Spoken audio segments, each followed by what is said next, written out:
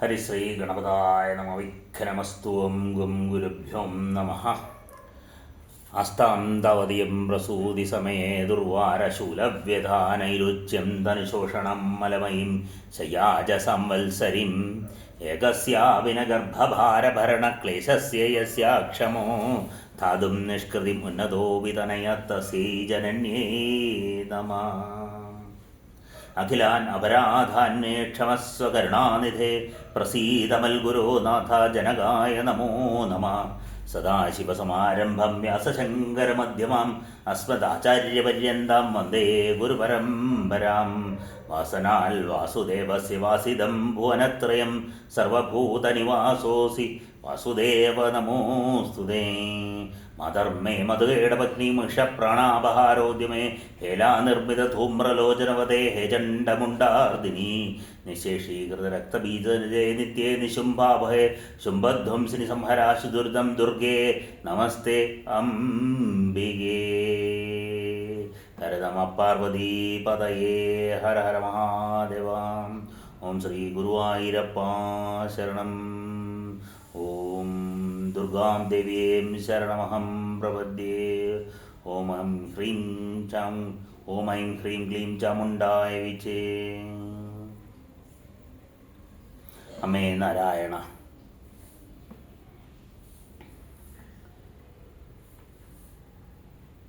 ഭക്തവത്സലായ ഭഗവാൻ ഗണേശൻ്റെ അനുഗ്രഹത്തോടെയും എല്ലാ ഗുരുനാഥന്മാരുടെയും എൻ്റെ മാതാപിതാക്കളുടെയും അനുഗ്രഹത്തോടുകൂടി അനുവാദത്തോടുകൂടി ശ്രീമദ് ദേവീ ഭാഗവതം പ്രഭാഷണത്തിനായി തുടങ്ങുന്നു. എല്ലാം നല്ല രീതിയിൽ പര്യവസാനിക്കുവാൻ അമ്മയുടെയും ഗുരുഭൂതന്മാരുടെയും മാതാപിതാക്കളുടെയും വിഘ്നേശ്വരൻ്റെയും എല്ലാം അനുഗ്രഹം നിറഞ്ഞിരിക്കട്ടെ എന്ന് പ്രാർത്ഥിച്ചുകൊണ്ട് നമുക്ക് തുടങ്ങാം. ദേവീ ഭാഗവതം 12 സ്കന്ധങ്ങളിലായിട്ടാണ് വിവരിച്ചിരിക്കുന്നത്. അതിൻ്റെ ആദ്യത്തെ സ്കന്ധത്തിലേക്ക് നമുക്ക് പ്രവേശിക്കാം. ദേവീ ഭാഗവതത്തിൻ്റെ പ്രത്യേകത എന്താണെന്ന് വെച്ചാൽ ഗ്രന്ഥത്തെക്കുറിച്ചും അതിൻ്റെ മഹാത്മ്യത്തെക്കുറിച്ചും എല്ലാം ഗ്രന്ഥത്തിൽ തന്നെ അടങ്ങിയിരിക്കുന്നു. പ്രഥമ സ്കന്ധത്തിലേക്ക് നമുക്ക് പ്രവേശിക്കുമ്പോൾ ആദ്യത്തെ അധ്യായത്തിൽ ദേവീ ഭാഗവതത്തിൻ്റെ മഹാപുരാണത്വ നിർണയം, മഹാത്മ്യം, അതാണ് ദേവീ ഭാഗവതത്തിൻ്റെ പ്രഥമ സ്കന്ധത്തിലെ പ്രഥമാധ്യായത്തിൽ പറയുന്നത്. ഓം സർവചൈതന്യരൂപാം താം ആദ്യാം വിദ്യാം ച ധീമഹി ബുദ്ധിം യാന പ്രചോദയാൻ.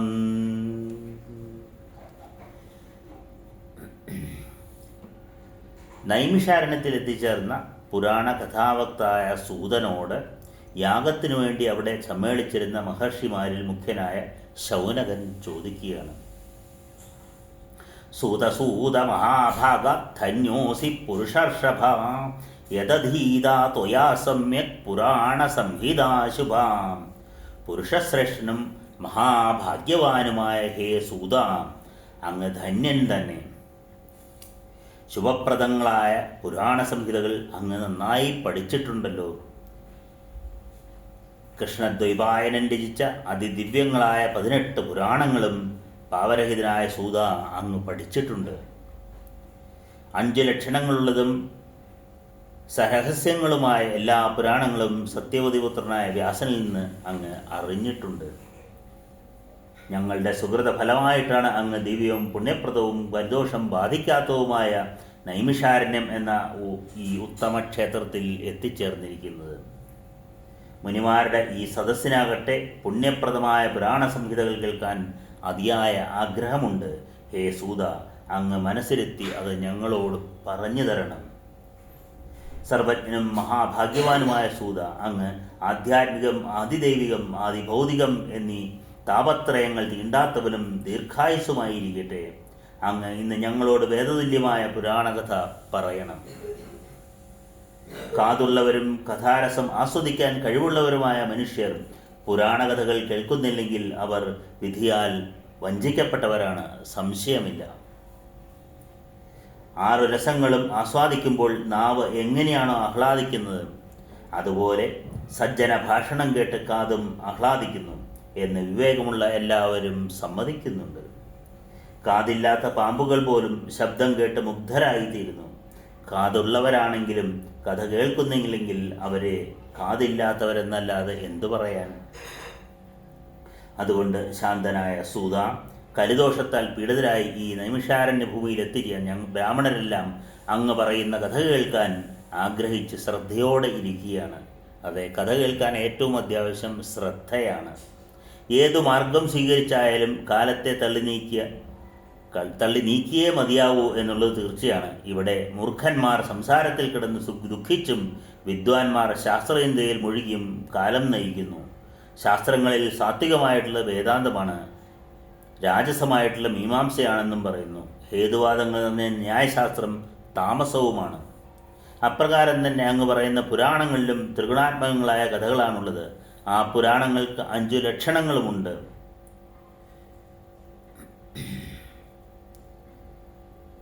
തത്ര ഭാഗവതം പുണ്യം പഞ്ചമം വേദസമ്മതം കഥിതം യത്വയാപൂർവം സർവലക്ഷണ സംയുതം. ആ പുരാണങ്ങളിൽ വേദതുല്യമായി 5ാമതൊന്നുണ്ടെങ്കിൽ അത് ഭാഗവതമെന്ന പുണ്യഗ്രന്ഥമാണ്. അത് എല്ലാ ലക്ഷണങ്ങളും തികഞ്ഞതാണെന്ന് അങ്ങ് നേരത്തെ പറഞ്ഞിട്ടുണ്ടല്ലോ. ഉദ്ദേശമാത്രേണ തഥാ കീർത്തിതം പരമാത്ഭുതം മുക്തിപ്രദം മുമുക്ഷൂണാം കാമദം ധർമ്മദം സദാ. മുമുക്ഷുക്കൾക്ക് മുക്തി നൽകുന്നതും അതേപോലെ അർത്ഥികൾക്ക് ആഗ്രഹം സാധിപ്പിക്കുന്നതും ധർമ്മം ആചരിക്കാൻ സഹായിക്കുന്നതും പരമാത്ഭുതമായ കഥകളിൽ ചിലത് മാത്രമാണ് അങ്ങ് പറഞ്ഞു നിന്നത്. പുരാണങ്ങളെ അത്യുത്തമമായ അത് ഞങ്ങളോട് വിസ്തരിച്ച് പറയണം. ബ്രാഹ്മണരെല്ലാം ശുഭപ്രദവും ദിവ്യവുമായ ആ കഥ ആദരവോടെ കേൾക്കുവാൻ ആഗ്രഹിക്കുന്നവരാണ്. ധർമ്മജ്ഞനായ സൂത, കൃഷ്ണദ്വൈപായന രചിച്ച ആ പുരാണ സംഹിത ഗുരുഭക്തിയും സത്വഗുണങ്ങളിൽ നല്ല ഉറപ്പുമുള്ളവരായ അങ്ങേക്ക് വേണ്ട പോലെ ഗ്രഹിക്കാൻ കഴിഞ്ഞിട്ടുണ്ട്. സർവജ്ഞനായ സൂത, അങ്ങയുടെ മുഖത്തു നിന്ന് നിർഗളിച്ച മറ്റ് പുരാണങ്ങളെല്ലാം ഞങ്ങൾ കേട്ടു. എന്നാൽ സുധാപാനത്തിൽ ദേവന്മാർക്കെന്ന പോലെ അതുകൊണ്ടൊന്നും ഞങ്ങൾക്ക് തീരെ തൃപ്തി വന്നിട്ടില്ല. സുധ പാനം ചെയ്യുന്നവന് ഒരിക്കലും മുക്തി ലഭിക്കാൻ പോകുന്നില്ല. എന്നാൽ ഭാഗവതം പാനം ചെയ്യുന്ന മനുഷ്യന് പെട്ടെന്ന് സങ്കടങ്ങളിൽ നിന്ന് മോചനം ലഭിക്കുന്നു. സുധാപാനത്തിനു വേണ്ടി ഞങ്ങൾ 1000കണക്കിന് യജ്ഞങ്ങൾ ചെയ്തിട്ടുണ്ട്. എങ്കിലും ഹേ സുധ, അവയിൽ നിന്നൊന്നും ഒരുവിധത്തിലും ഞങ്ങൾക്ക് ശാന്തി ഉണ്ടായിട്ടില്ല. യാഗങ്ങൾ ചെയ്യുന്നതിൻ്റെ ഫലം സ്വർഗപ്രാപ്തിയാണ്. സുഹൃതം ക്ഷയിച്ചാൽ പിന്നെ അവിടെ വീഴുകയായി. പുണ്യം ക്ഷയിച്ചാൽ വീണ്ടും മർത്യലോകത്തേക്ക് തന്നെ മടങ്ങി വരണം. ഇങ്ങനെ ജീവികൾ സംസാരചക്രത്തിൽ കിടന്ന് നിരന്തരം കറങ്ങുകയാണ്. സത്വം, രജസ്, തമസ് എന്നീ ത്രിഗുണങ്ങൾ കൊണ്ട് വിരചിതമായ ഈ പ്രപഞ്ചത്തിൽ കാലചക്രത്തിൽ കിടന്ന് കറങ്ങുന്ന മനുഷ്യർക്ക് സർവജ്ഞനായ സൂത ഒരിക്കലും ജ്ഞാനം കൂടാതെ മുക്തി ലഭിക്കുകയില്ല. അതുകൊണ്ട് എല്ലാ രസങ്ങളും ഒത്തിണങ്ങിയതും പുണ്യവും പരിപാവനവും മുക്തിപ്രദവും ഗുഹ്യവും മുമുക്ഷുക്കൾക്ക് എല്ലായ്പ്പോഴും ഇഷ്ടപ്പെട്ടതുമായ ഭാഗവതം അങ്ങ് പറഞ്ഞു തന്നാലും. ഇങ്ങനെയാണ് നൈമിഷാരണ്യത്തിലെത്തിച്ചേർന്ന ശൗനകാദി മഹർഷിമാർ സൂതനോട് ഭാഗവതം, ദേവി ഭാഗവതം പറഞ്ഞു തരുവാൻ ആവശ്യപ്പെടുകയാണ് പ്രഥമാധ്യായത്തിൽ. ഇനി 2ാമത്തെ അധ്യായത്തിൽ ശ്രീമദ് ദേവി ഭാഗവതത്തിലെ ഗ്രന്ഥസംഖ്യ നിരൂപണമാണ്. സൂതവാച: ധന്യോഹം അതിമാന്യോഹം പാവിതോഹം മഹാത്മഭി യത്പൃഷ്ടം സമൂഹത് പുണ്യം പുരാണം വേദവിശ്രുതം. ഞാൻ ധന്യനായി അത്യന്തം മാനിതനുമായി മഹാത്മാക്കളായ ഭഗവാന്മാരാൽ ഞാൻ പരിശുദ്ധനുമാക്കപ്പെട്ടു. എന്തെന്നാൽ പുണ്യപ്രദവും അതിമഹത്വവും വേദത്തെപ്പോലെ വിശ്രുതവുമായ പുരാണകഥ പറയാൻ ഭഗവാന്മാർ എന്നോട് ആവശ്യപ്പെട്ടുവല്ലോ. ആവശ്യം തന്നെ വലിയൊരു അനുഗ്രഹമായിട്ടാണ് സൂതൻ കണക്കാക്കുന്നത്. സർവ്വദേവതാർത്ഥങ്ങൾക്കും തുല്യമായ ആ പുരാണത്തെക്കുറിച്ച് ഞാൻ ഭഗവാന്മാരോട് പറയാം. രഹസ്യവും സർവശാസ്ത്രങ്ങളിലും ആശ്രമങ്ങളിലും വെച്ച് അത്യുത്തമമാണത്. അത്യന്തം ലളിതവും യോഗികൾക്ക് മുക്തിയെ നൽകുന്നതും ബ്രഹ്മാദി ദേവന്മാരാൽ പോലും സേവിക്കപ്പെടുന്നതും സ്തുതിക്കുന്ന മുനിശ്രേഷ്ഠന്മാർക്ക് സദാ ധ്യാനയോഗ്യവുമായ പാദപങ്കജത്തെ നമസ്കരിച്ചുകൊണ്ട് പുരാണങ്ങളിൽ വെച്ച് ഉത്തമവും വിവിധ രസങ്ങൾ നിറഞ്ഞതും എല്ലാ രസങ്ങൾക്കും ഇരിപ്പിടവും ഭഗവതീ നാമത്താൽ പ്രസിദ്ധവുമായ പുരാണത്തെപ്പറ്റി മഹർഷിമാരെ ഭക്തിയോടെ വിസ്തരിച്ച് ഞാൻ നിങ്ങളോട് പറയാം. ആരെയാണോ വേദങ്ങളിൽ വിദ്യാസ്വരൂപിണിയായി കൽപ്പിച്ചിരിക്കുന്നത്, ആരാണോ സദാ ആദിപരാശക്തിയായി വിളങ്ങുന്നത്, ആർക്കാണോ സർവജ്ഞത്വവും സംസാര ദുഃഖത്തെ നശിപ്പിക്കാൻ സാമർഥ്യവുമുള്ളത്, ആരാണോ സർവഭൂതങ്ങളിലും അന്തര്യാമിയായി സ്ഥിതി ചെയ്യുന്നത്, ആരെയാണോ ദുരാത്മാക്കൾക്ക് അറിയാൻ കഴിയാത്തത്, ആരാണോ ധ്യാനിക്കുന്ന മുനിമാർക്ക് വേഗം പ്രത്യക്ഷീഭവിക്കുന്നത്, ആ ഭഗവതി സദാ സിദ്ധിപ്രദയായി തീരട്ടെ. യാ വിദ്യേദഭിധീയതേ ശ്രുതിപദേ ശക്തി സദാദ്യാപരാം സർവജ്ഞാ ഭവബന്ധ ചിത്തി നിപുണാം സർവാശയേ സംസ്ഥിതാം ദുർജ്ഞേയാം സുദുരാത്മഭിശ്ച മുനിഭിർധ്യാനാസ്പദം പ്രാപിതാം പ്രത്യക്ഷാ ഭവതീഹ സാ ഭഗവതീ സിദ്ധിപ്രദാം സ്യാത് സദാം. സൃഷ്ട്വാഖിലം ജഗദിദം സദസത്സ്വരൂപം ശക്ത്യാ സ്വയാ ത്രിഗുണയാ പരിപാതി വിശ്വം സംഹൃത്യ കൽപ്പസമയേ രമതേ തഥൈകാ താം സർവവിശ്വജനനീം മനസാ സ്മരാമി. സദാസദമാത്മകമായ ഈ ജഗത്ത് മുഴുവൻ സൃഷ്ടിച്ചിട്ട് ത്രിഗുണാത്മകമായ തൻ്റെ ശക്തി കൊണ്ട് ഈ വിശ്വത്തെ പരിപാലിക്കുകയും കൽപ്പകാലത്തിൽ ഇതെല്ലാം തന്നിലടക്കി രമിക്കുകയും ചെയ്യുന്ന ഏകയായ ആ വിശ്വജനനിയെ ഞാൻ മനസ്സാ സ്മരിക്കുന്നു. ഈ പ്രപഞ്ചം മുഴുവൻ സൃഷ്ടിക്കുന്നത് ബ്രഹ്മാവാണെന്ന് പ്രസിദ്ധമാണ്. വേദജ്ഞനായ പൗരാണികന്മാർ അങ്ങനെ പറഞ്ഞിട്ടുമുണ്ട്. വിഷ്ണുവിൻ്റെ നാഭികമലത്തിലാണല്ലോ ബ്രഹ്മാവിൻ്റെ ജന്മം. അദ്ദേഹത്തിൻ്റെ ആജ്ഞ അനുസരിച്ചാണ് ബ്രഹ്മാവ് സൃഷ്ടി ചെയ്യുന്നത്. അക്കാര്യത്തിൽ അദ്ദേഹം സ്വതന്ത്രനല്ല തന്നെ. വിഷ്ണുവാകട്ടെ ആദിശേഷനാകുന്ന ശയ്യയിൽ കിടന്നുറങ്ങുകയാണ്. ആ സമയത്താണല്ലോ അദ്ദേഹത്തിൻ്റെ നാഭീകമലത്തിൽ നിന്ന് ബ്രഹ്മാവിൻ്റെ ജന്മം. അദ്ദേഹത്തിന് ആശ്രയം ഇവിടെ ആ സഹസ്രമൗലിയായ വിഷ്ണുവാണ്. അപ്പോൾ മുരാരിയായ ഭഗവാൻ എങ്ങനെ സൃഷ്ടി നടത്താൻ കഴിയും എന്ന് പറയും. കൽപ്പകാലത്തെങ്ങും ജലമയമായി ഒരു കടൽ പോലെ കിടക്കുകയാണ്. ആ ജലം ഒരു രസസ്വരൂപമാണ്. രാസാത്മകമായ ആ ജലം ഒരു പാത്രമില്ലാതെ എങ്ങനെ സ്ഥിതി ചെയ്യും? ശക്തിയാണ് അതിനെ താങ്ങി നിർത്തുന്നത്. എല്ലാ ഭൂതരാശികളിലും ശക്തിസ്വരൂപിണിയായി സ്ഥിതി ചെയ്യുന്ന ആരോ ആ സർവഭൂതങ്ങളുടെയും ജനനിയെ ഞാൻ പ്രാപിക്കുന്നു.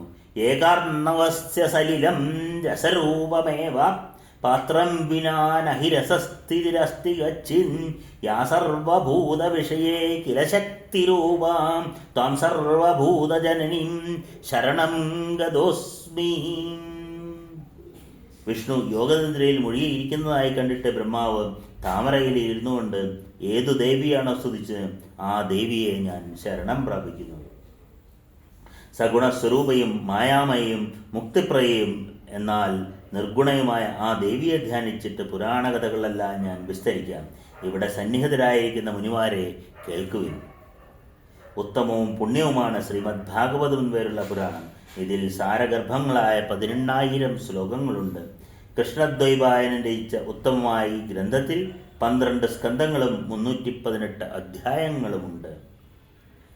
ഈ പുരാണത്തിൽ 12 സ്കന്ധങ്ങളുണ്ടെന്ന് പറഞ്ഞല്ലോ. 1-ാം സ്കന്ധത്തിൽ 20 അധ്യായങ്ങളാണുള്ളത്.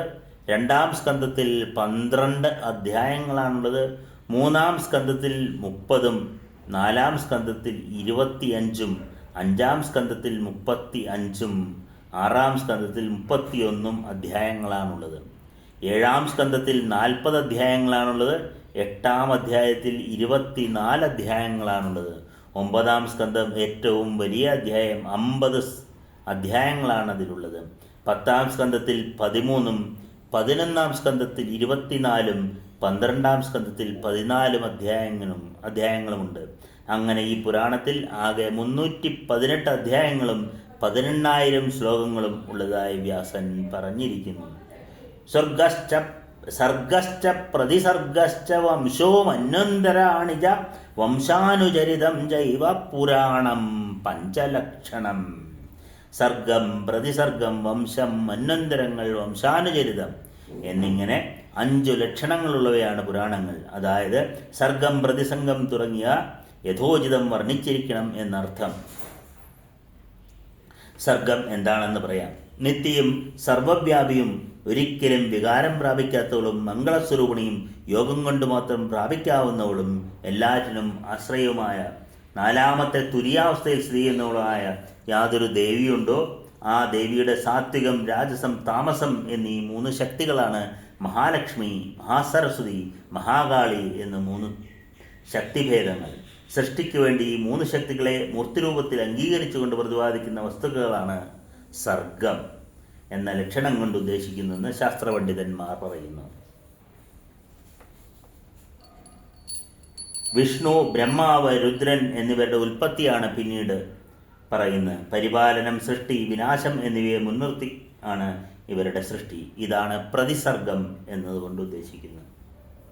സോമ, സൂര്യവംശത്തിൽപ്പെട്ട രാജാക്കന്മാരുടെയും ഹിരണ്യകശിപു തുടങ്ങിയവരുടെയും വംശവർണ്ണനമാണ് വംശം എന്നതുകൊണ്ട് ഉദ്ദേശിക്കുന്നത്. സ്വയംഭുവ പ്രമുഖരായ മനുക്കളുടെയും അതാത് മനുക്കളുടെ കാലത്തെയും പറ്റിയുള്ള വർണ്ണനകളാണ് മന്വന്തരങ്ങൾ എന്നതുകൊണ്ട് ഉദ്ദേശിക്കുന്നത്. അവരുടെ വംശത്തെക്കുറിച്ചുള്ള വർണ്ണനയാണ് വംശാനുചരിതം. മുനിശ്രേഷ്ഠന്മാരെ പുരാണങ്ങൾ ഈ 5 ലക്ഷണങ്ങൾ ഉള്ളവയാണ്. 1.25 ലക്ഷം ശ്ലോകങ്ങളുള്ള ഭാരതവും വ്യാസൻ രചിച്ചതാണ്. അതിനെ ഇതിഹാസമെന്ന് പറയുന്നു. വേദതുല്യമായ അത് 5ാമത്തെ വേദമെന്ന് പ്രസിദ്ധമാണ്. ശൗനക ഉവാച കാനിതാനി പുരാണാനി ബ്രൂഹി സൂത സവിസ്തരം കതി സംഖ്യാനി സർവജ്ഞ ശ്രോതുകാമാ വദന്തി ത്വഃ. ഏതെല്ലാമാണ് ആ പുരാണങ്ങൾ? അവ എത്രയുണ്ട് ഹേ സൂത? സർവജ്ഞനായ അങ്ങ് ഞങ്ങളോട് വിസ്തരിച്ച് പറയണം. ഞങ്ങൾക്ക് അത് കേൾക്കുവാൻ വലിയ ആഗ്രഹമുണ്ട്. ശൗനകൻ നൈമിഷാരണ്യത്തിൻ്റെ ഭാവനതയും പ്രാധാന്യവും പറഞ്ഞു കേൾപ്പിക്കുന്നു. കലികാലം ഭീതിജനകമാണ്. മുനിമാർക്ക് ചെയ്യേണ്ട യാഗാദി കർമ്മങ്ങളെയെല്ലാം അത് ബാധിക്കും. അതാണ് അവർക്ക് ഭയം. അവർ ബ്രഹ്മാവിനെ ശരണം പ്രാപിച്ചു. അക്കഥയറിയാവുന്ന ശൗനകർ പറയുകയാണ്, അങ്ങനെ ഭയപ്പെട്ട നൈമിഷാരണ്യവാസികളായ ഞങ്ങളോട് മനോമയമായ ഒരു ചക്രം നൽകിക്കൊണ്ട് ബ്രഹ്മാവ് നിർദ്ദേശിച്ചു. ബ്രഹ്മാവ് ഞങ്ങൾ എല്ലാവരോടുമായി പറഞ്ഞു, ഈ ചക്രത്തിൻ്റെ പിന്നാലെ പൊയ്ക്കൊള്ളുവിൻ. ഇത് എവിടെയാണോ വീണ് തകരുന്നത് ആ ദേശം പാവനമാണെന്ന് അറിഞ്ഞുകൊള്ളുക. കലി ആ സ്ഥലത്ത് ഒരിക്കലും പ്രവേശിക്കുകയില്ല. കലിബാധയേൽക്കാതെ യാഗാദി കർമ്മങ്ങൾ ചെയ്തുകൊണ്ട് സത്യയുഗം വരെ അവിടെ തന്നെ വസിച്ചുകൊള്ളുവിൻ. ബ്രഹ്മാവ് പറഞ്ഞത് കേട്ട് എല്ലാ ദേശങ്ങളും കാണാനുള്ള ആഗ്രഹത്തോടുകൂടി മനോമയമായ ആ ചക്രവും ഉരുട്ടിക്കൊണ്ട് ഞങ്ങളും പുറപ്പെട്ടു. ഇവിടെ എത്തിയപ്പോൾ ചക്രം ഉരുട്ടവേ അതിൻ്റെ ഉരുൾ ഞങ്ങൾ നോക്കി നിൽക്കെ തകർന്നു വീണു. അങ്ങനെ ഈ സ്ഥലം പരിപാവനമായ നൈമിഷാരണ്യം എന്ന് പ്രസിദ്ധമായി. പ്രേത്യാത്ര ചാലയം ചക്രം നേമി ശീർണോത്ര പശ്യതാം തേനേത്തം നൈമിഷം പ്രോക്തം ക്ഷേത്രം പരമപാവനം.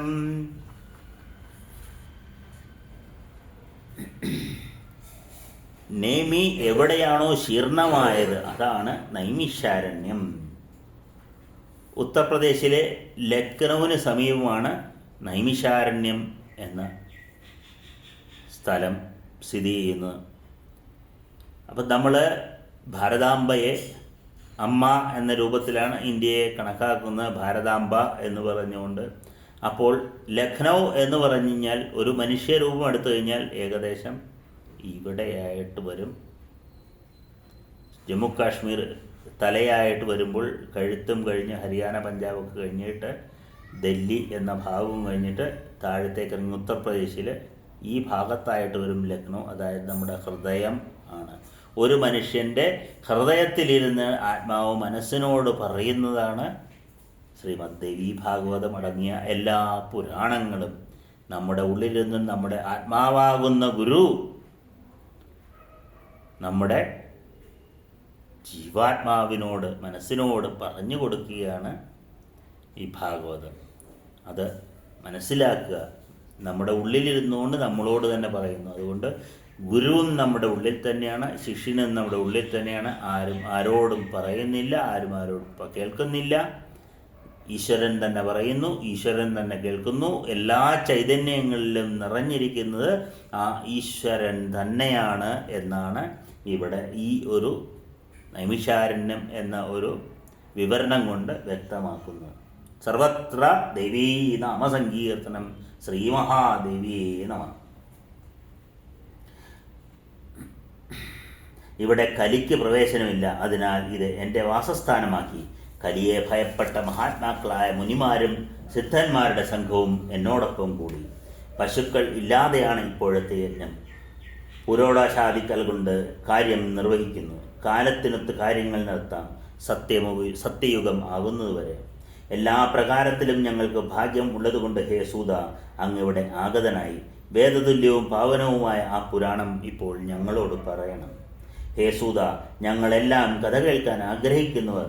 വക്താവായ അങ്ങ് അതിബുദ്ധിമാനും ഞങ്ങൾക്ക് നിശ്ചയമായും മറ്റൊരു ചിന്തയില്ല. അതുപോലെ തന്നെ ഏകാഗ്രചിത്തരുമാണ്.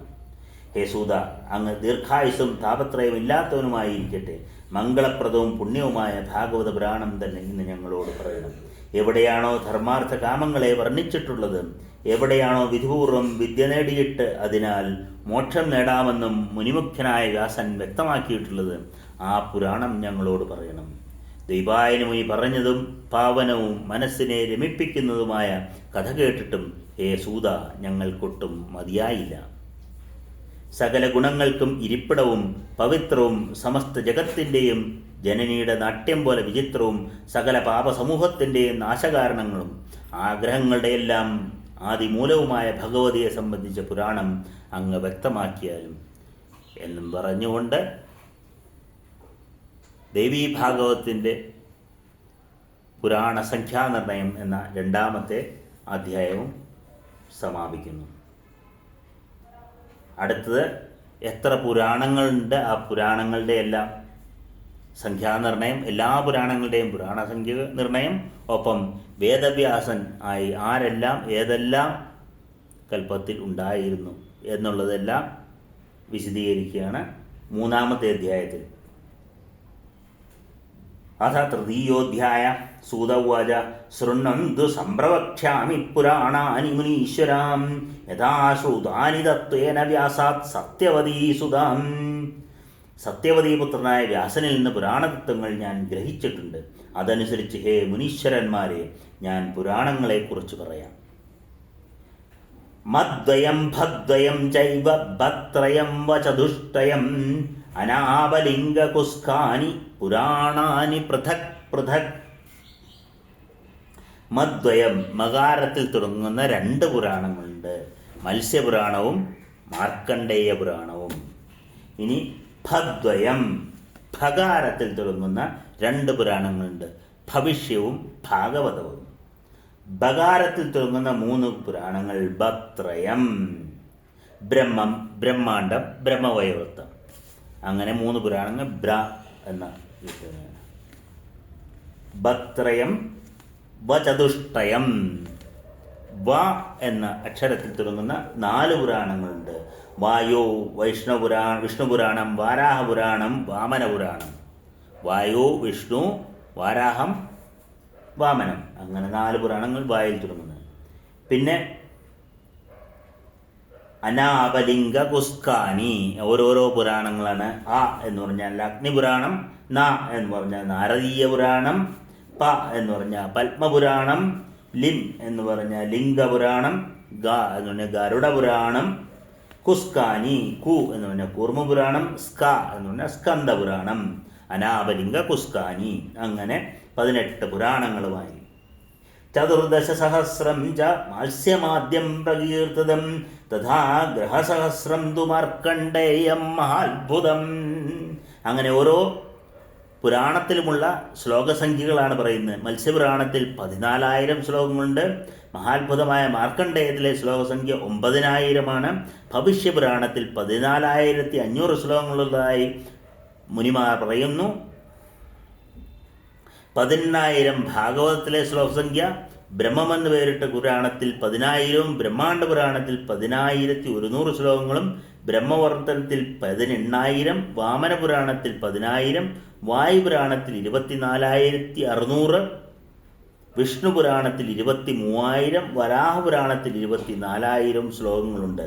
അഗ്നിപുരാണത്തിൽ 16,000, നാരദീയ പുരാണത്തിൽ 25,000 ശ്ലോകങ്ങൾ കാണാം. പത്മപുരാണത്തിൽ 55,000 ശ്ലോകങ്ങൾ കാണും. ഒരു ബൃഹത്തായ പുരാണമാണ് പത്മപുരാണം. ലിംഗപുരാണത്തിൽ 17,000, ഗരുഡപുരാണത്തിൽ 19,000, കൂർമ്മപുരാണത്തിൽ 17,000 ശ്ലോകങ്ങളുണ്ട്. ഇനി സ്കന്ദപുരാണത്തിൽ 81,000 ശ്ലോകങ്ങളുണ്ട്. സ്കന്ദപുരാണവും പത്മപുരാണവുമാണ് ഏറ്റവും വലിയ 2 പുരാണങ്ങൾ. 81,000 ശ്ലോകങ്ങളുള്ള സ്കന്ദപുരാണം, 55,000 ശ്ലോകങ്ങളുള്ള പത്മപുരാണവും. ഇതാണ് ഓരോ പുരാണത്തിൻ്റെ പേരും ഓരോന്നിലെയും ശ്ലോകസന്ധിയും. അതുപോലെ തന്നെ ഉപപുരാണങ്ങളുണ്ട്. ഉപപുരാണങ്ങൾ പറയാണ് തദൈവ ഉപപുരാണാനി ശൃണ്വന്തു ഋഷിസത്തമ. ഉപപുരാണങ്ങൾ ഏതെല്ലാമാണെന്ന് കേൾക്കൂ. സനൽകുമാരം പ്രഥമം നാരസിംഹം തതപ്പരം നാരദീയം ശിവം ജൈവ ദർവാസമനുത്തമം കാപിലം മാനവം ജൈവ തഥാ ശൗനച സംസ്മൃതം വാരുണം കാളികാഖ്യാം സാംബം നന്ദീകൃതം ശുഭം സൗരം പാരാശരപ്രോക്തം ആദിത്യം ജാതിവിസ്തരം മാഹേശ്വരം ഭാഗവതം വസിഷ്ഠം ച സവിസ്തരം ഏതന്യൂന ഉപപുരാണാനി കഥിതാനി മഹാത്മനാം.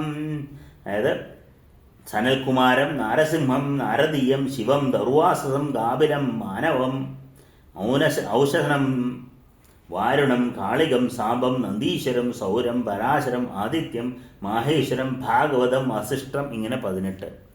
ഇവിടെ ഭാഗവത പുരാണം മുഖ്യ പുരാണങ്ങളിലുമുണ്ട് ഉപപുരാണങ്ങളിലുമുണ്ട്.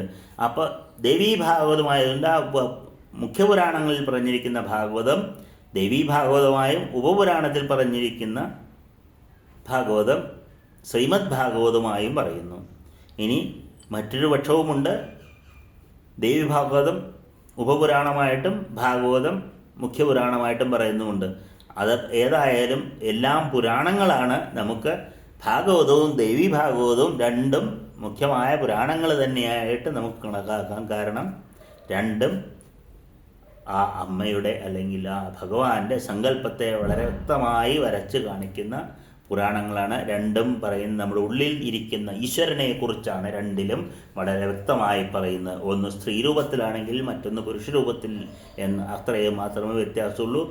ന സ്ത്രീ ന പുരുഷ, അങ്ങനെയുള്ള ആ ഈശ്വരനെ കുറിച്ചുള്ള ചിന്തയാണ് ഭാഗവതം ദേവി ഭാഗവതം ഇതൊക്കെ പറയുന്നത്. അതുകൊണ്ട് അതിൻ്റെ കൂടുതൽ തത്വചിന്തയിലേക്ക് നമ്മൾ നീങ്ങേണ്ട ആവശ്യമില്ല. രണ്ടും മുഖ്യ പുരാണങ്ങൾ തന്നെയാണ്. അഷ്ടാദശ പുരാണാനി കൃത്വാ സത്യവതീ സുത ഭാരതാഖ്യാനമതുലം ചക്രേ തപുപം ഹൃദം. സത്യവതീ പുത്രനായ വ്യാസൻ 18 പുരാണങ്ങളും രചിച്ചതിന് ശേഷം അവയേക്കാൾ വിപുലവും അതുല്യവുമായ ഭാരതമെന്നു പേരുള്ള ഇതിഹാസം രചിച്ചു. എല്ലാ മന്വന്തരങ്ങളും ദ്വാപരയുഗത്തിൽ ധർമാർത്ഥിയായ വ്യാസനാൽ പുരാണങ്ങൾ യഥാവിധി ചമയ്ക്കപ്പെടുന്നു. ദ്വാപരയുഗം തോറും വിഷ്ണു വ്യാസരൂപത്തിൽ അവതരിച്ച് ഒന്നായ വേദത്തെ ലോകഹിതത്തിനായി പലതായി വിഭജിക്കുന്നു. കലികാലത്ത് ബ്രാഹ്മണർ അല്പായുസുകളും അല്പബുദ്ധികളുമായി ഇരിക്കുമെന്ന് മനസ്സിലാക്കിയിട്ട് അദ്ദേഹം യുഗം തോറും പുണ്യപുരാണങ്ങൾ രചിക്കും. സ്ത്രീകൾ, ശൂദ്രന്മാർ, ബ്രാഹ്മണരിൽ കുറഞ്ഞവർ ഇവർക്കൊന്നും വേദശ്രവണം വിധിച്ചിട്ടുള്ളവരല്ല. അവരുടെ നന്മയ്ക്ക് വേണ്ടി ആണ് പുരാണങ്ങൾ രചിച്ചിട്ടുള്ളത്. വൈവസ്വതം എന്നുപേരുള്ള ശുഭമായ 7ാമത്തെ ഈ മന്വന്തരത്തിലെ 28ാമത്തെ ദ്വാപരയുഗത്തിൽ ഹേ മുനിമാരെ, ധർമ്മജ്ഞരിൽ ശ്രേഷ്ഠനും എൻ്റെ ഗുരുവും സത്യവതീ പുത്രനുമായ വേദവ്യാസൻ 29ാമത്തെ ദ്വാപരം തുടങ്ങുമ്പോൾ ദ്രൗണിയായി ജനിക്കും. അതിദാസ്തു തഥാ വ്യാസ സപ്തവിംശതിരേവജ പുരാണസംഹിതാദൈസ്തു കഥിതാസ്തു യുഗേ യുഗേ. അങ്ങനെ 27 വ്യാസന്മാർ കഴിഞ്ഞിട്ടുണ്ട്. യുഗം തോറും അവർ പുരാണസംഹിത രചിക്കുകയും ചെയ്തിട്ടുണ്ട്. 28ാമത്തെ വ്യാസൻ സത്യവതീസുതൻ ഇപ്പോൾ ഇപ്പോൾ ഉണ്ട്.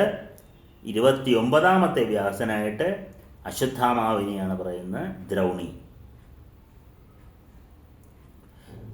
ഋഷയൂജു ബ്രൂഹി സൂത മഹാഭാഗ വ്യാസ പൂർവയുഗോദ്ഭവ വക്താരസ്തു പുരാണാനം ദ്വാപരേ യുഗേ. വ്യാസന്മാരുടെ എല്ലാവരുടെയും പേര് പറയാനായിട്ട് ശൗനകാദി മഹർഷിമാർ സൂതനോട് പറയുകയാണ്. അപ്പോൾ സൂതൻ പറയുകയാണ്, ദ്വാപരേ പ്രഥമേ വ്യസ്ത സ്വയം വേദാ സ്വയം ഭുവ പ്രജാപതിർ ദ്വിതീയത്തു ദ്വാപരേ വ്യാസകാര്യകൃത്. 1ാമത്തെ ദ്വാപരയുഗത്തിൽ ബ്രഹ്മാവ് സ്വയം വേദങ്ങളെ നിർമ്മിച്ചു. 2ാമത്തെ ദ്വാപരയുഗത്തിൽ പ്രജാപതിയാണ് വ്യാസന്റെ കർമ്മം നിർവഹിച്ചത്. 3ാമത്തിൽ ഉശനസ്, നാലാമത്തേതിൽ ബൃഹസ്പതി, അഞ്ചാമത്തേതിൽ സവിതാവ്, ആറാമത്തേതിൽ മൃത്യു, ഏഴാമത്തേതിൽ മഘവാൻ, എട്ടാമത്തേതിൽ വസിഷ്ഠൻ, 9 സാരസ്വതൻ, 10 ത്രിധാമാവ്, 11 ത്രിവിഷൻ, 12 ഭരദ്വാജൻ, 13 അന്തരീക്ഷൻ, 14 ധർമ്മൻ, 15 ത്രയാരുണി, 16 ധനഞ്ജയൻ, 17 മേധാതിഥി, 18 വ്രതി, 19 അത്രി, 20 ഗൗതമൻ, 21 ഉത്തമൻ, പിന്നെ വേനൻ, വ്യാജർസവസ്, സോമൻ, അമുഷ്യായണൻ, തൃണബിന്ദു, ഭാർഗവൻ, ജാതുകർണ്യൻ, കൃഷ്ണദ്വൈപായനൻ. എങ്ങനെ 28 പേരാണ്. 28 പേര് പറഞ്ഞു കഴിഞ്ഞു.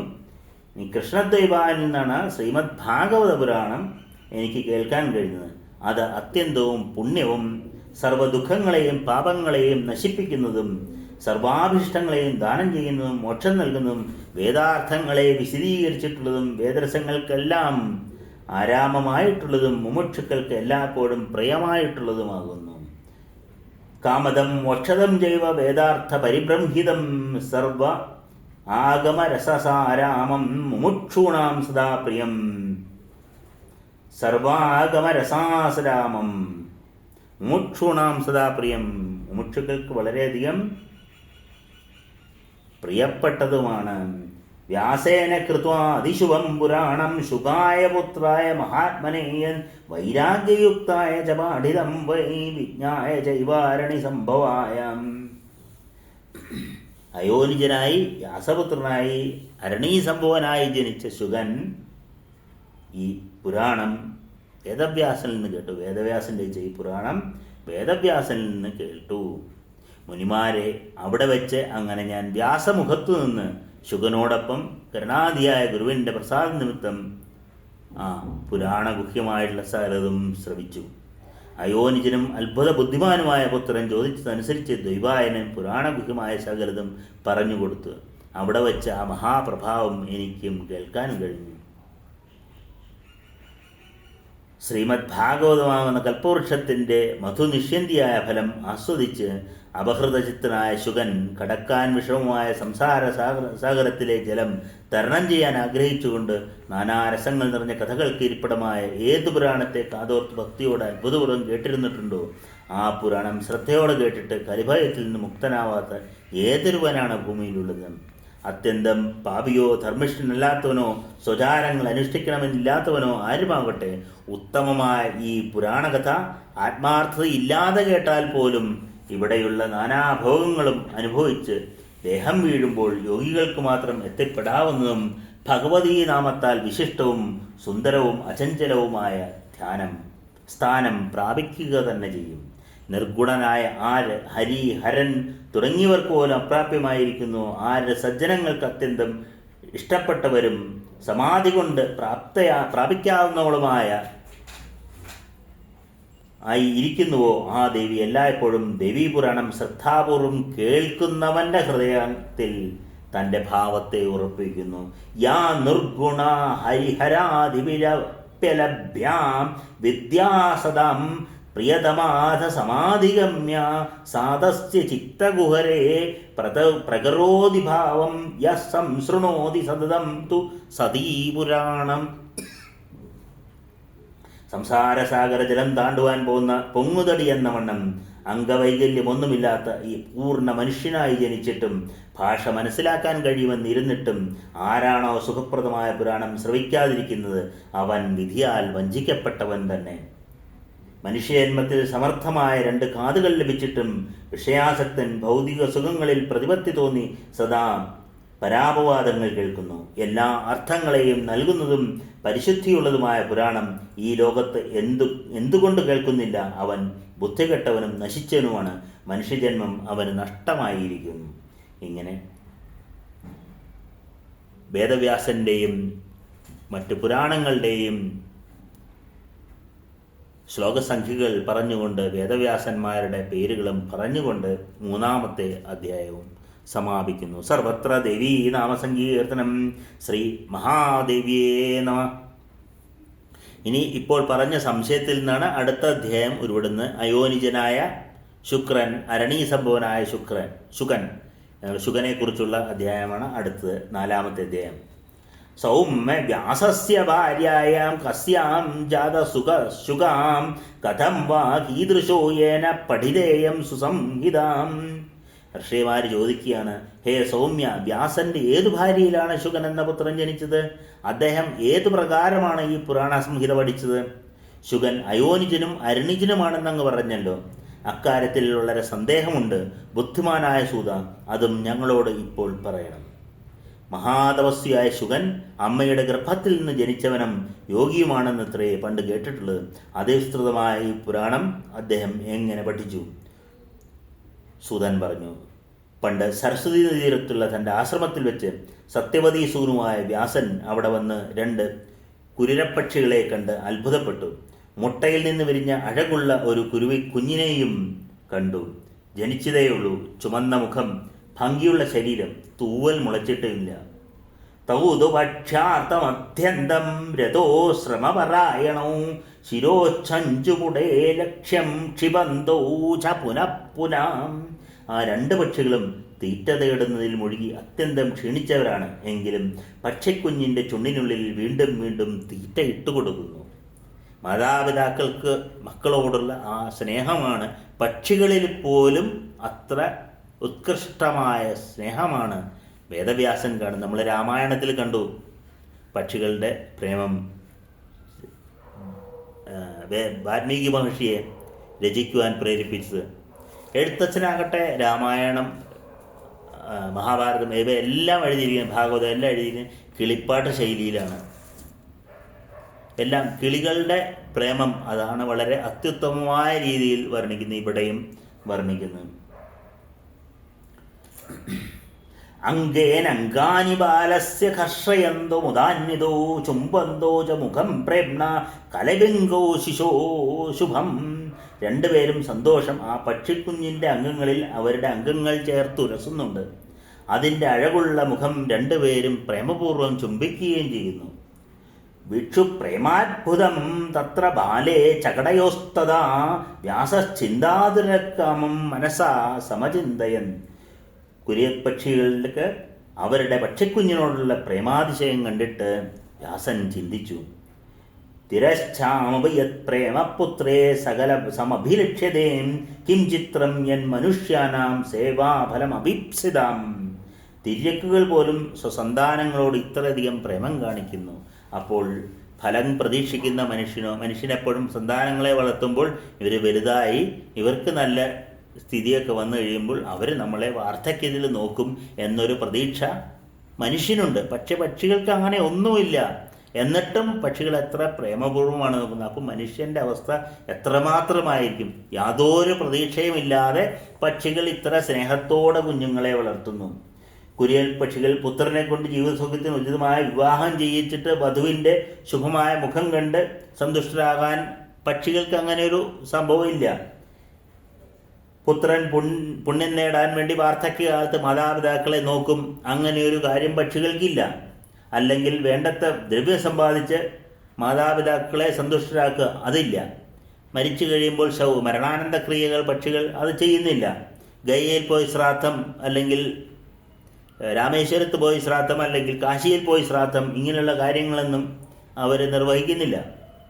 ലോകജീവിതത്തിലെ സുഖങ്ങളിൽ അത്യുത്തമം പുത്രനെ ആലിംഗനം ചെയ്യുക, വിശേഷിച്ചും അവനെ ലാളിക്കുക എന്നുള്ളതാണെന്ന് പറയപ്പെടുന്നു. പുത്രനില്ലാത്തവന് ഗതിയില്ല, സ്വർഗം ഇല്ലേയില്ല. പുത്രനെപ്പോലെ പരലോകപ്രാപ്തിക്ക് സഹായിക്കുന്ന മറ്റൊരു ഉപായവുമില്ല. പുത്രനുള്ളവനാണ് സ്വർഗം ലഭിക്കുക. പുത്രനില്ലാത്തവന് അതൊരിക്കലും ലഭ്യമാക്കുകയില്ലെന്ന് മനു തുടങ്ങിയ മുനിമാർ ധർമ്മശാസ്ത്രങ്ങളിൽ വ്യക്തമായിട്ടുണ്ട്. പും എന്ന നരകത്തെ ത്രാണനം ചെയ്യിക്കുന്നവനാണ് പുത്രൻ അഥവാ പുത്രി. പും എന്ന നരകത്തെ ത്രാണനം ചെയ്യിക്കുന്നവൻ അല്ലെങ്കിൽ ചെയ്യിക്കുന്നവൾ അവനാണ് പുത്രൻ അഥവാ പുത്രി എന്ന് പറയുന്നത്. ത്രാണനം ചെയ്യിക്കുന്ന ആരെ? പും എന്ന നരകത്തെ. അത് ഇവിടെ പ്രത്യക്ഷമായി തന്നെ കാണാം. അനുമാനിച്ചെടുക്കേണ്ട കാര്യമേ ഇല്ല. പുത്രനുള്ളവർ പാപത്തിൽ നിന്ന് മുക്തനാകേണ്ട ആപ്തവാക്യം എന്നും നിലനിൽക്കുന്നതാണ്.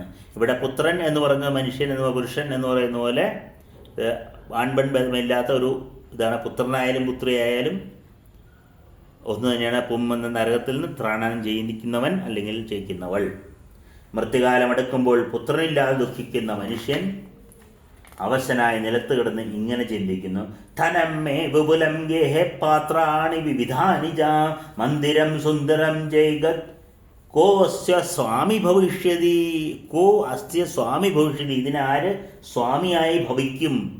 ഈ ഞാൻ ഇത്രയും ധനമുണ്ടാക്കിയിട്ടുണ്ട്, ഇത്രയും വീടുണ്ടാക്കിയിട്ട് നല്ല വീടുണ്ടാക്കിയിട്ടുണ്ട്, ധനമുണ്ടാക്കിയിട്ടുണ്ട്, എല്ലാം സുന്ദരമായി ഉണ്ടാക്കിയിട്ടുണ്ട്. പക്ഷെ ഇതിനൊക്കെ കോ സ്വാമി ഭവിഷ്യതി. ആരിതിന് സ്വാമിയായി, ഇതിന് അവകാശിയായി ഭവിക്കും?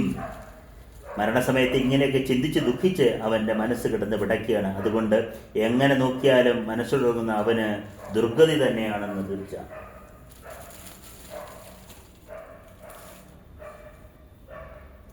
ഇങ്ങനെ സത്യവതീപുത്രനായ വ്യാസൻ ഓരോന്ന് ചിന്തിച്ച് കൂടെ നെടുവീർപ്പിട്ട് മനോദുഃഖമുള്ളവനായി തീർന്നു. പിന്നെ അദ്ദേഹം മനസ്സുകൊണ്ട് വളരെ കൂടുതൽ ആലോചിച്ചു. എന്നിട്ടൊരു തീരുമാനമെടുത്തു. ഉടൻ തന്നെ തപസ് ചെയ്യുന്നതിനായി മേരുപർവ്വതത്തിനടുത്തേക്ക് പുറപ്പെട്ടു. എനിക്കൊരു പുത്രൻ വേണം. മനസാ ചിന്തയാമാസകം ദേവം സമുപാസ്മഹേ വരപ്രധാന നിപുണം വഞ്ചിതാർത്ഥപ്രദം തഥാം. അപ്പോൾ ഇനിയൊരു സംശയം, ഇനി ആരെ തപസ് ചെയ്യണം പുത്രനുണ്ടാകാൻ? വിഷ്ണുവിനെ ഭജിക്കണോ, രുദ്രനെ ഭജിക്കണോ, അതോ ബ്രഹ്മാവിനെയോ? വിഷ്ണും രുദ്രം സുരേന്ദ്രം വാ ബ്രഹ്മാണം വാ ദിവാകരം ഗണേശം കാർത്തികേയം ച പാവകം വാരുണം ദദാം. ഏവം ചിന്തയതസ്തസ്യ നാരദോ മുനിസത്തമാം യദൃച്ഛയാ സമായാതോ വീണാപാണി സമാഹിതാം. ഇങ്ങനെ ആർക്കെങ്കിലും സംശയം വരുമ്പോൾ അവരെ സഹായിക്കുവാനായി ഭഗവാന്റെ ദൂതനായ നാരദൻ എത്തിച്ചേർന്നു. നമ്മൾ കണ്ടിട്ടുണ്ട്, ധ്രുവന് ഉപദേശം കൊടുക്കുവാനായി നാരദ മഹർഷിയാണ് എത്തുന്നത് ഭാഗവത്തിൽ.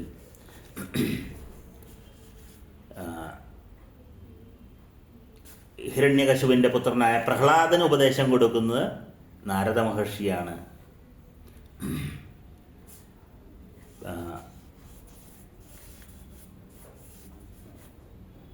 അങ്ങനെ പലയിടത്തും നമ്മളിങ്ങനെ നാരദ മഹർഷി ഉപദേശം കൊടുക്കുന്നതായിട്ട്, വേദവ്യാസന് തന്നെ ഭാഗവതം രചിക്കുവാനായിട്ട് ഉപദേശം കൊടുക്കുന്നത് നമ്മൾ കണ്ടിട്ടുണ്ട്. നാരദ മഹർഷിയാണ്. തം ദൃഷ്ട്വാ പരമപ്രീതോ വ്യാസ സത്യവതീ സുതാ കൃത്വാ അർഘ്യമാനസം ദത്വാ പപ്രച്ഛ കുശലം മുനി. സത്യവതീപുത്രനായ വ്യാസൻ നാരദ മഹർഷിയെ ഇരുത്തി അർഘ്യം ചെയ്ത് അസനാദികൾ നൽകി കുശലപ്രശ്നങ്ങൾ ചോദിച്ചു. കുശലപ്രശ്നങ്ങളെല്ലാം കഴിഞ്ഞപ്പോൾ വ്യാസൻ ചോദിച്ചു: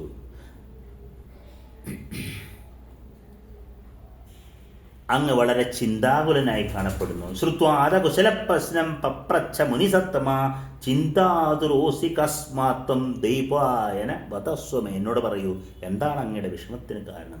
അപുത്രസ്യ ഗതിർനാസ്തി നസുഖം മാനസേ ദദാം തദർത്ഥം ദുഃഖിതശ്ചാഹം ചിന്തയാമി പുനഃ.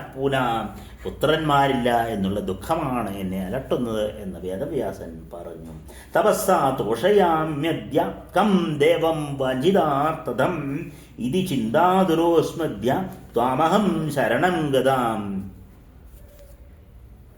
ആരെയാണ് ഞാൻ തപസ് ചെയ്യുന്നത്? ഇതുപോലൊരു ചോദ്യം നമ്മൾ വിഷ്ണു സഹസ്രനാമത്തിൽ കണ്ടിട്ടുണ്ട്. ധർമ്മപുത്രർ ചോദിക്കുകയാണ് ഭീഷ്മരോട്, ഭീഷ്മ പിതാമഹനോട് ചോദിക്കുകയാണ്: കിമേകം ദേവതം ലോകേ കിം വാപേ പരായണം.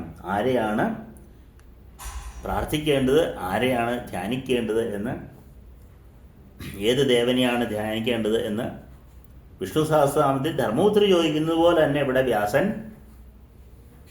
ചോദിക്കുകയാണ് നാരദ മഹർഷിയോട്. അപ്പോൾ ഓരോരുത്തർക്കും അനുയോജ്യമായ രൂപം, ഏത് രൂപത്തെയാണ് ധ്യാനിക്കേണ്ടതെന്ന് മനസ്സിനിണങ്ങുന്ന രൂപം, മനസ്സിന് ചേരുന്ന രൂപം ഗുരു ഉപദേശിച്ചു കൊടുക്കുന്നു എന്നല്ലാതെ ആ ബ്രഹ്മം എന്നത് ഒന്ന് തന്നെയാണ്. ആ ബ്രഹ്മത്തിൻ്റെ പല രൂപങ്ങൾ വിവരിച്ചു കൊടുക്കുകയാണ് എന്നാണ് ഇവിടെ വളരെ കൃത്യമായിട്ട് മനസ്സിലാകുന്നത്. കാരണം ഭീഷ്മർ ഏത് ദേവനെയാണ് സ്തുതിക്കേണ്ടത് ഏത് ദേവതയാണ് സ്തുതിക്കേണ്ടത് എന്ന് ചോദിച്ചാൽ ധർമ്മപുത്രരോട് വിഷ്ണുവിൻ്റെ രൂപത്തെ സ്തുതിക്കാൻ പറയുമ്പോൾ അതാണ് എല്ലാത്തെയും വ്യാപിച്ചിരിക്കുന്നത് എന്ന് പറയുമ്പോൾ, അതേപോലെ തത്വജ്ഞാനിയായ നാരദർ ഇവിടെ വ്യാസനോട് പറയുന്നു ദേവിയുടെ രൂപത്തെ ധ്യാനിക്കൂ എന്ന്. ഇത് ഭാഗവതത്തിൽ തന്നെ നമുക്ക് കാണാം. ഭഗവാന്റെ രൂപത്തെ ധ്യാനിക്കൂ എന്ന് നാരദർ തന്നെ പറഞ്ഞു കൊടുക്കുന്നു. ധ്രുവനോട് നാരദ മഹർഷി പറഞ്ഞു കൊടുക്കുന്നുണ്ട് ഭഗവാന്റെ രൂപത്തെ ധ്യാനിക്കുന്നു. ഓരോരുത്തരും ഏത് രൂപമാണ് ധ്യാനിക്കേണ്ടത് എന്നുള്ള രീതിയിൽ പറഞ്ഞു കൊടുക്കുന്നതാണ്. എന്നാൽ ചിത്തത്തിൽ മനസ്സിനുള്ളിൽ തന്നെ ഇരിക്കുന്ന ആ ഈശ്വരനെയാണ് ധ്യാനിക്കുന്നത് എന്ന്, ഹൃദയത്തിനുള്ളിൽ വസിക്കുന്ന ഹൃദയാംഭോജ കമലേ, ഹൃദയാംഭോജത്തിൽ വസിക്കുന്ന ആ ഈശ്വരനെ തന്നെയാണ് ധ്യാനിക്കേണ്ടത് എന്നാണ് ഇവിടെയൊക്കെ വളരെ വ്യക്തമായി പറഞ്ഞു തരുന്നത്. മഹർഷി, അങ്ങ് സർവജ്ഞനാണ്, കൃപാതെ പറയൂ, എനിക്കൊരു പുത്രനെ പ്രദാനം ചെയ്യുന്നതിന് ഏത് ദേവനെയാണ് ഞാൻ ശരണം പ്രാപിക്കേണ്ടത്? ഇത് കേട്ട് സൂതൻ പറയാണ്, ഇങ്ങനെ ചോദ്യം കേട്ടിട്ട് വേദവ്യാസൻ മറുപടി പറഞ്ഞു. പരാശര്യ മഹാഭാഗ യത്വം പൃച്ഛസി മാമിഹ തമേവാർത്ഥം പുരാവിഷ്ട പിത്രാമേ മധുസൂദന. ഇതേ ചോദ്യം പണ്ട് എൻ്റെ പിതാവ് മധുസൂദനോട് മഹാവിഷ്ണുവിനോട് ചോദിക്കുകയുണ്ടായി. കണ്ടോ, എല്ലായിടത്തും ഇങ്ങനെയാണ്. പുരാണങ്ങളുടെ ഒരു പ്രത്യേകതയാണ്. ഞാൻ ഇങ്ങനൊരു ചോദ്യം എനിക്കറിയാം എന്നല്ല പറയുന്നത്, എപ്പോഴും ഞാൻ ഇങ്ങനെ ചോദ്യം ചോദിക്കുന്നത് കേട്ടിട്ടുണ്ട് എന്നുള്ള രീതിയിലാണ് എപ്പോഴും പുരാണങ്ങളിൽ പറയുന്നത്. ദേവദേവനും ശ്രീനാഥനും ജഗത്തിൻ്റെ അധിപനും കൗസ്തുവരത്നത്താൽ ശോഭിക്കുന്നവനും ദിവ്യനും ശങ്കചക്രാദികൾ ധരിച്ചവനും പീതാംബരനും ചതുർബാഹുവും മാറിടത്തിൽ ശ്രീവത്സവമുള്ളവനും സർവലോകത്തിനും കാരണഭൂതനും ദേവദേവനും ജഗദ്ഗുരുവും വാസുദേവനും ജഗന്നാഥനും മഹത്തായ തപസ് ചെയ്യുന്നവനും ഹരി ധ്യാനനിമഗ്നായിരിക്കുന്നത് കണ്ടിട്ട് എൻ്റെ പിതാവ് അത്ഭുതപ്പെട്ട് ചോദിച്ചു, എത്ര മനോഹരമായിട്ടാണ് വിഷ്ണുവിനെ അവിടെ വർണ്ണിച്ചിരിക്കുന്നതെന്ന് നോക്കൂ. ആ നാരദ മഹർഷി വിഷ്ണുവിനെ നാരായണ നാരായണ ഭഗവാനെ എത്ര മനോഹരമായിട്ട് ഭഗവാനെ അവിടെ വർണ്ണിച്ചിരിക്കുന്നത്. നമുക്ക് ആ ശ്ലോകം പറയാതെ നമുക്ക് മുമ്പോട്ട് പോകാൻ കഴിയില്ല. ധ്യാനസ്ഥം ച ഹരിം ദൃഷ്ട്വാ പിതാമേ വിസ്മയം ഗതാ പര്യപ്രച്ഛത ദേവേശം ശ്രീനാഥം ജഗതപതിം കൗസ്തുഭോദ്ഭാസിതം ദിവ്യം ശങ്കചക്രഗദാധരം പീതാംബരം ചതുർബാഹും ശ്രീവത്സാങ്കിതവക്ഷസം കാരണം സർവലോകാനം ദേവദേവം ജഗദ്ഗുരും വാസുദേവം ജഗന്നാഥം തപ്യമാനം മഹത്തപ. ബ്രഹ്മവാച ദേവദേവ ജഗന്നാഥ ഭൂതഭവ്യഭവത്പ്രഭൂം തപശ്ചരതി കസ്മാത്വം കിം ധ്യായസി ജനാർദ്ദന. അങ്ങ് ആരെയാണ് ജനാർദ്ദന? ജഗത്തിൻ്റെ മുഴുവൻ ദുഃഖത്തിനെ മാറ്റുന്നവനായ ജനാർദ്ദന, ആർദ്ദങ്ങളെ മുഴുവൻ മാറ്റുന്ന ജനാർദ്ദന, അങ്ങ് ആരെയാണ് ധ്യാനിക്കുന്നത്? അങ്ങല്ലേ എല്ലാത്തിനും സാക്ഷീഭൂതനും എല്ലാത്തിനും അധികാരിയുമായിരിക്കുന്നത്. എനിക്ക് അത്യധികം വിസ്മയമുണ്ടാക്കുന്നു. സർവജഗത്തിൻ്റെയും പ്രഭുവായ അങ്ങ് ധ്യാനനിമഗ്നായിരിക്കുന്നു. ഇതിനേക്കാൾ വിചിത്രമായ മറ്റെന്താണുള്ളത്? അങ്ങയുടെ നാഭീകരണത്തിൽ നിന്നും ജനിച്ച ഞാനാണല്ലോ ഈ സകല ജഗത്തിൻ്റെയും കർത്താവ്. അവിടെ ദേക്കോ, ബ്രഹ്മാവിന് അവിടെ അഹങ്കാരം വന്നു. ഞാനാണ് എല്ലാം നടത്തുന്നത്, അങ്ങയുടെ നാഭീകരണത്തിൽ നിന്ന് ഞാനാണല്ലോ എല്ലാം നടത്തുന്നത്. അല്ലയോ ലക്ഷ്മിപതേ, എന്നോട് പറഞ്ഞാലും അങ്ങയ്ക്ക് ആരാധനായുള്ള ആ ദേവൻ ആരാണ്? ഹേ ജഗന്നാഥ, അങ്ങ് ആദിയും സർവകാരണവുമാണ്. സൃഷ്ടാവും രക്ഷിതാവും സംഹർത്താവും അങ്ങ് തന്നെയാണ്. കാര്യരൂപമായ എല്ലാത്തിൻ്റെയും സമർത്ഥനായ കർത്താവുമാണെന്ന് എനിക്കറിയാം. ബ്രഹ്മാവ് പണ്ഡിതനെ പോലെ സംസാരിക്കുന്നു. കൃഷ്ണൻ അർജുനോട് ഭഗവത്ഗീതയിൽ 1-ാം അധ്യായത്തിൽ 2-ാം അധ്യായത്തിൽ ചോദിക്കുന്നത് തന്നെയാണ്. ഒന്നും അറിയില്ല എന്നാലും ഭയങ്കര പണ്ഡിതനെ പോലെ ചോദിക്കുന്നു. സംശയങ്ങളാണ് ചോദിക്കുന്നത്, എന്നാലും ഭയങ്കര പണ്ഡിതനെ പോലെയാണല്ലോ നീ സംസാരിക്കുന്നത് എന്ന് ചോദിക്കും. അതേപോലത്തെ ചോദ്യമാണ് ബ്രഹ്മാവും പറയുന്നത്. അങ്ങാണ് എല്ലാത്തിനും കാരണമെന്ന് എനിക്കറിയാം, എന്നാൽ അങ്ങാരെയാണ് ധ്യാനിക്കുന്നത്? പണ്ഡിതനെ പോലെ പെരുമാറുകയും ചെയ്യുന്നു, സംശയം ചോദിക്കുകയും ചെയ്യുന്നു. ശ്രീകൃഷ്ണൻ അതുതന്നെയാണ് ഭഗവത്ഗീതയിൽ അർജുനോട് ചെയ്യുന്നത്. പറയുന്ന കേട്ടുകാർക്കൊന്നും വലിയ പണ്ഡിതനാണെന്ന്. അങ്ങയുടെ ഇച്ഛയനുസരിച്ച് ഞാൻ ഈ ജഗത്ത് സൃഷ്ടിക്കുന്നു. കാലമെത്തുമ്പോൾ ഹരൻ ഇതിനെ സംസാരിക്കുകയും ചെയ്യുന്നു. അദ്ദേഹം അങ്ങയുടെ ആജ്ഞാനുവർത്തിയായിരിക്കുന്നു എല്ലായ്പ്പോഴും. അങ്ങയുടെ ആജ്ഞയനുസരിച്ചാണ് സൂര്യൻ ആകാശം സഞ്ചരിക്കുന്നതും വായു മന്ദാനിലനായും കൊടുങ്കാറ്റായും വീശുന്നതും അഗ്നി ജ്വലിക്കുന്നതും മേഘം വർഷിക്കുന്നതും. അങ്ങ് ഏതു ദേവനെയാണ് ധ്യാനിക്കുന്നത്? ഇതാണ് എൻ്റെ ഏറ്റവും വലിയ സംശയം. അങ്ങയെ കവിഞ്ഞൊരു ദേവനെ ഈ 3 ലോകത്തിലും ഞാൻ കാണുന്നതേയില്ല. ദയവായി എന്നോട് പറഞ്ഞാലും, ഞാൻ അങ്ങയുടെ ഭക്തനാണല്ലോ. മഹാന്മാർക്ക് പ്രായണ ഗോപ്യമായിട്ടൊന്നും ഇല്ലെന്നാണ് പറയപ്പെടുന്നത്. തച്ഛ്രുത്വാ വചനം തസ്യ ഹരിരാഹ പ്രജാപതിം ശൃണു ഏകമനസാ ബ്രഹ്മൻ ത്വം ബ്രവീമി മനോഗതം. അദ്ദേഹത്തിൻ്റെ ആ വാക്ക് കേട്ടിട്ട് വിഷ്ണു ബ്രഹ്മാവിനോട് പറഞ്ഞു, ബ്രഹ്മാവെ, ശ്രദ്ധിച്ചു കേൾക്കൂ. എൻ്റെ മനസ്സിൽ എന്താണുള്ളതെന്ന് ഞാൻ പറയാം. യദ്യപി ത്വം ശിവം മാം ച സൃഷ്ടിസ്ഥിത്യന്തകാരണം തേ ജാനന്തി ജനാ സർവേ സദേവാസുരമാനുഷാം സൃഷ്ട്വാ ത്വം പാലകശ്ചാഹം ഹരസംഹാരകാരകാം കൃത്വാ ശക്തേതി സന്ദർക്ക ക്രിയതേ വേദപാരകേ. അങ്ങയെയും ശിവനെയും എന്നെയും സൃഷ്ടി, സംഹാരം, സ്ഥിതി എന്നിവയ്ക്ക് കാരണഭൂതരായിട്ടാണ് ദേവന്മാർ മുതൽ മനുഷ്യർ വരെ ഉള്ള എല്ലാവരും ധനിച്ചിരിക്കുന്നത്. എന്നാൽ അങ്ങ് സൃഷ്ടാവായും ഞാൻ പാലകനായും ഹരൻ സംഹരിക്കുന്നവനായും തീർന്നിരിക്കുന്ന പരാശക്തിയുടെ കൽപ്പന അനുസരിച്ചാണത്രേ. യദ്വിത്വാം ശിവാം മാം ച സൃഷ്ടി സ്ഥിത്യന്ത കാരണം. സൃഷ്ടി, സ്ഥിതി, അന്തം എല്ലാത്തിനും കാരണം ആ ശിവയാണ്. ജഗത് സൃഷ്ടിക്കുള്ള രാജശക്തി അങ്ങയിൽ കുടികൊള്ളുന്നു. അതുകൊണ്ടത്രേ അങ്ങേക്ക് സൃഷ്ടിക്കാൻ കഴിയുന്നത്. അതുപോലെ സാത്വിക ശക്തി എന്നിലും, അതുകൊണ്ട് ഞാൻ സംരക്ഷിക്കുന്നു. താമസശക്തി രുദ്രനിൽ സ്ഥിതി ചെയ്യുന്നു. അതുകൊണ്ട് രുദ്രൻ സംഹരിക്കുന്നു. തയാ വിഹരിതസ്തത്വം ന തൽക്കർമ്മകരണേ പ്രഭു നഹം പാലയിതും ശക്ത സംഹർത്തും നാഭി ശങ്കര. ആ ശക്തിയെ കൂടാതെ, ശക്തിയില്ലെങ്കിൽ സൃഷ്ടിക്കാനോ പരിപാലിക്കുവാനോ സംഹരിക്കുവാനോ കഴിയില്ല. ശക്തിയില്ലെങ്കിൽ ഒന്നും ചലിക്കുവാൻ പോലും കഴിയില്ല. സൗന്ദര്യലഹരിയിൽ ആദ്യത്തെ ശ്ലോകത്തിൽ തന്നെ അത് വർണ്ണിക്കുന്നു. ശക്തിയില്ലെങ്കിൽ ശിവന് പോലും ഒന്ന് അനങ്ങുവാൻ പോലും കഴിയുകയില്ല. ആ ശക്തിക്ക് അധീനമായിട്ടാണ് നാം എല്ലാം എല്ലായ്പ്പോഴും കഴിയുന്നത്. അതിന് പ്രത്യക്ഷവും പരോക്ഷവുമായ തെളിവുണ്ട്. ഇപ്പോൾ നമ്മൾ ഒരാൾക്ക് എന്തെങ്കിലും ഒരു കാര്യം ചെയ്യാൻ കഴിവില്ലാത്തൊരു വ്യക്തിക്ക് വിഷ്ണു ഇല്ലെന്നോ ശിവനില്ലെന്നോ ആ വ്യക്തിയിൽ കൃഷ്ണനില്ലെന്നോ ആ വ്യക്തിക്ക് ബ്രഹ്മാവില്ലെന്നോ അങ്ങനെയൊന്നും പറയാല്ല, സ്കന്ദനില്ലെന്നോ അങ്ങനെയൊന്നും പറയാം. പക്ഷെ ആ വ്യക്തിക്ക് ശക്തിയില്ല എന്ന് പറയാണ്. ശക്തിയാണ് എല്ലാത്തിനും ആധാരം. ആദിശേഷനിൽ കിടന്നാണ് ഞാൻ ഉറങ്ങുന്നത്. അതുകൊണ്ട് തന്നെ പരതന്ത്രനാണെന്നതിൽ സംശയമില്ല. ആ ശക്തിക്ക് വിധേയനായിട്ട് സമയമാകുമ്പോൾ ഞാൻ ഉണരുന്നു.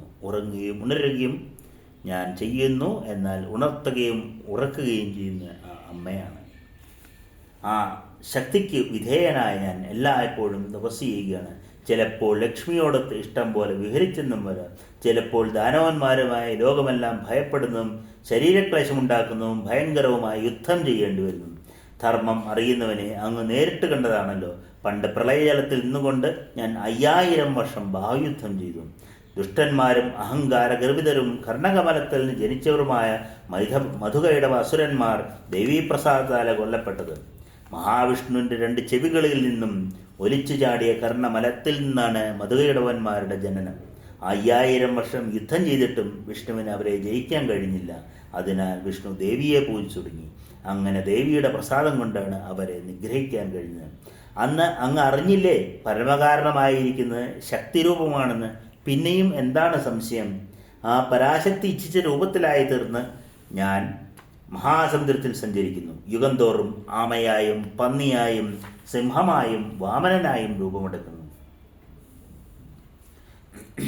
ലോകത്ത് ആരും ഇഷ്ടപ്പെടുകയില്ലയോ തിര്യക്യോനിയിൽ ജനിക്കുവാൻ, മൃഗയോനിയിൽ ജനിക്കുവാൻ ആരാണ് ഇഷ്ടപ്പെടുന്നത്? എന്നാലും ഞാൻ ജനിക്കുന്നില്ലേ? അതെല്ലാം ആ പരാശക്തിയുടെ ഇച്ഛ അനുസരിച്ചാണ്. വിഹായ ലക്ഷ്മ്യാ സഹസം വിഹാരം കോയാദി മത്സ്യാദിഷു ഹീനയോദിഷു ശയ്യാഞ്ച മുക്ത ഗരുഡാസനസ്ഥ കരോമി യുദ്ധം വിപുലം സ്വതന്ത്ര. ലക്ഷ്മീദേവിയുള്ള വിഹാരം വേണ്ടെന്ന് വെച്ച് മത്സ്യം തുടങ്ങിയ നികൃഷ്ട ജീവികളായി ജനിക്കുന്നു. കിടക്ക വിട്ട് ഗരുഡവാഹനായി അന്യാശ്രയമില്ലാതെ യുദ്ധവും എനിക്ക് ചെയ്യേണ്ടി വരുന്നു. ഇതെല്ലാം ആ ദേവിയുടെ ഇച്ഛയനുസരിച്ചാണ്. ഹേ അജ, പണ്ട് അങ്ങയുടെ മുമ്പിൽ വെച്ച് വില്ലിൻ്റെ ഞാൻ പൊട്ടിയത് നിമിത്തം എൻ്റെ തലയെങ്ങോ തെറിച്ചു പോയില്ലേ? അപ്പോൾ ശില്പിപ്രമുഖനായ അങ്ങ് എവിടെ നിന്ന് കുതിരത്തല കൊണ്ടുവന്ന് എന്നെ ഹയഗ്രീവനാക്കിയില്ലേ? അങ്ങനെ ഞാൻ ഹയാനനൻ അല്ലെങ്കിൽ ഹയഗ്രീവൻ എന്ന് പ്രസിദ്ധനായില്ലേ? ലോകസൃഷ്ടാവേ, ഇതങ്ങ് നേരിട്ട് കണ്ടതിലാണ്. ഇതെല്ലാം ലോകബോധ്യത്തിനായിട്ടുള്ള കബളിപ്പിക്കലല്ലേ? സ്വതന്ത്രനായിരുന്നെങ്കിൽ ഇങ്ങനെയൊക്കെ സംഭവിക്കുമോ? അതുകൊണ്ട് ഞാൻ സ്വതന്ത്രനല്ല, എല്ലാവിധത്തിലും പരാശക്തിക്ക് അധീനനാണ്. ആ ശക്തിയെ തന്നെ എല്ലായ്പ്പോഴും തുടർച്ചയായി ഞാൻ ധ്യാനിച്ചു കൊണ്ടിരിക്കുന്നു. ആ അമ്മയെയാണ് ഞാൻ എപ്പോഴും ധ്യാനിച്ചു കൊണ്ടിരിക്കുന്നത്. കമലോത്ഭവ, ഇതിൽ കൂടുതലായി എനിക്ക് ഒന്നും അറിഞ്ഞുകൂടാ. ബ്രഹ്മാവിൻ്റെ സന്നിധിയിൽ വെച്ച് വിഷ്ണു ഇങ്ങനെ പറഞ്ഞു. വിഷ്ണു പറഞ്ഞ പ്രകാരം തന്നെ എൻ്റെ പിതാവായ ബ്രഹ്മദേവൻ എന്നോടും പറഞ്ഞു. അതുകൊണ്ട് സംശയിക്കേണ്ട. അങ്ങും പുത്രനെ ലഭിക്കുവാനായി ദേവീ തൃപ്പാദങ്ങൾ തന്നെ ഭജിച്ചുകൊണ്ട് ഹൃത്കമലത്തിൽ ദേവീ തൃപ്പാദങ്ങളെ ധ്യാനിക്കുക. അങ്ങേക്ക് അഭീഷ്ടമെന്തോ അതെല്ലാം ആ ദേവി സാധിച്ചു തരും. നാരദൻ ഇങ്ങനെ പറഞ്ഞത് കേട്ട് സത്യവതീ പുത്രനായ വ്യാസൻ ദേവീപാദം തന്നെ സ്മരിച്ചുകൊണ്ട് തപസ്സിനായി മേരുപർവ്വതത്തിലേക്ക് പോയി. സർവത്ര ദേവീനാമ സങ്കീർത്തനം ശ്രീ മഹാദേവിയേ നമ. അങ്ങനെ വ്യാസൻ തപസ്സിനായി പോകുന്നത് പറഞ്ഞ് നമ്മൾ 4-ാമത്തെ അധ്യായവും പ്രഥമസ്കന്ധത്തിലെ 4-ാമത്തെ അധ്യായം സമർപ്പിക്കുകയാണ്. ഇനി 5-ാമത്തെ അധ്യായത്തിൽ ദേവിയുടെ സർവ ഉത്കൃഷ്ട ഫലമാണ് പറയുന്നത്. ദേവിയാണ് എല്ലാം എന്നുള്ള ആ തത്വമാണ് 5-ാമത്തെ അധ്യായത്തിൽ വിവരിക്കുന്നത്. സർവത്ര ദേവീ നാമ സങ്കീർത്തനം ശ്രീ മഹാദേവിയേ നമ. അത് പിന്നീട് പറയുന്നതാണ്. അമേ നാരായണ, ദേവീ നാരായണ, ലക്ഷ്മീ നാരായണ, ഭദ്രേ നാരായണ, ഹര നമ പാർവതീപതയേ, ഹര ഹര മഹാദേവ.